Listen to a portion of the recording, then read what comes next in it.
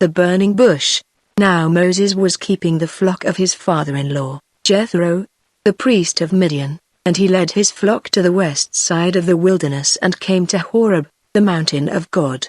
And the angel of the Lord appeared to him in a flame of fire out of the midst of a bush. He looked, and behold, the bush was burning, yet it was not consumed. And Moses said, I will turn aside to see this great sight, why the bush is not burned. When the Lord saw that he turned aside to see, God called to him out of the bush, Moses, Moses. And he said, Here I am. Then he said, Do not come near, take your sandals off your feet, for the place on which you are standing is holy ground. And he said, I am the God of your father, the God of Abraham, the God of Isaac, and the God of Jacob. And Moses hid his face, for he was afraid to look at God. Then the Lord said, I have surely seen the affliction of my people who are in Egypt and have heard their cry because of their taskmasters. I know their sufferings, and I have come down to deliver them out of the hand of the Egyptians and to bring them up out of that land to a good and broad land, a land flowing with milk and honey, to the place of the Canaanites, the Hittites, the Amorites, the Perizzites, the Hivites, and the Jebusites. And now, behold, the cry of the people of Israel has come to me, and I have also seen the oppression with which the Egyptians oppress them.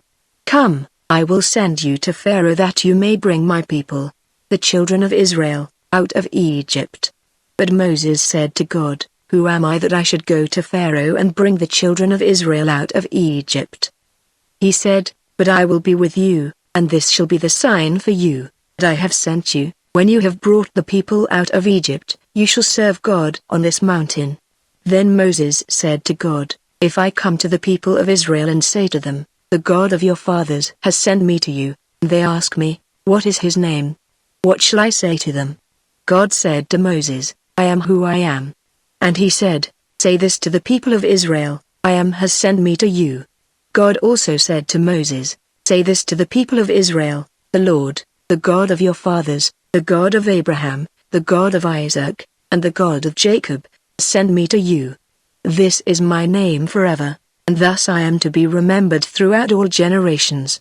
Go and gather the elders of Israel together and say to them, The Lord, the God of your fathers, the God of Abraham, of Isaac, and of Jacob, has appeared to me, saying, I have observed you and what has been done to you in Egypt, and I promise that I will bring you up out of the affliction of Egypt to the land of the Canaanites, the Hittites, the Amorites, the Perizzites, the Hivites, and the Jebusites, a land flowing with milk and honey.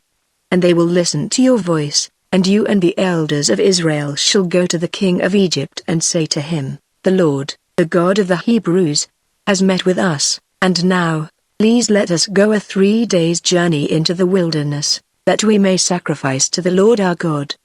But I know that the king of Egypt will not let you go unless compelled by a mighty hand. So I will stretch out my hand and strike Egypt with all the wonders that I will do in it, after that he will let you go. And I will give this people favor in the sight of the Egyptians, and when you go, you shall not go empty, but each woman shall ask of her neighbor, and any woman who lives in her house, for silver and gold jewelry, and for clothing. You shall put them on your sons and on your daughters. So you shall plunder the Egyptians,